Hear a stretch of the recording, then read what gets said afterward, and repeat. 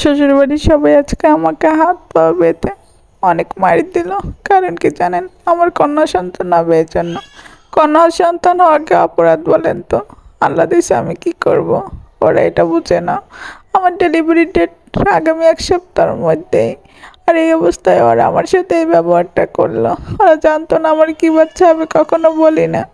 আমি রান্না করে চালের বস্তার মধ্যে আমার রেডিমেডগুলো লুকিয়ে রাখছিলাম। ওরা আজকে দেখার পরে আমাকে অনেক মারে। জানতো না ওরা যে ওই জায়গায় আছে।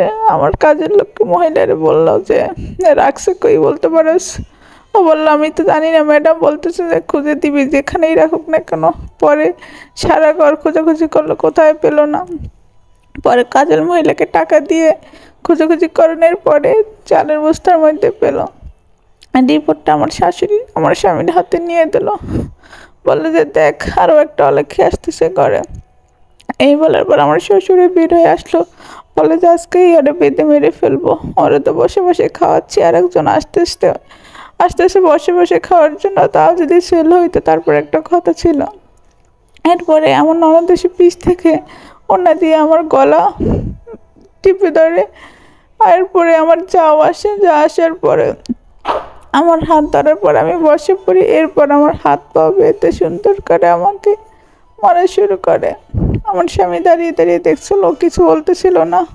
ও শুধু বলতেছে এতদিন কেন বলিস নি যে তোর মেয়ে হবে? আগে জানাতে আমাদের, তাইলে কোনো একটা না কিছু করতাম, তোর বাচ্চা কোনোভাবেই আমরা বেঁচে রাখতাম না। এই বলার পর আমার শ্বশুর বলতেছে থাক, কিছু বলিস না, এখন দেখি কি করা যায়।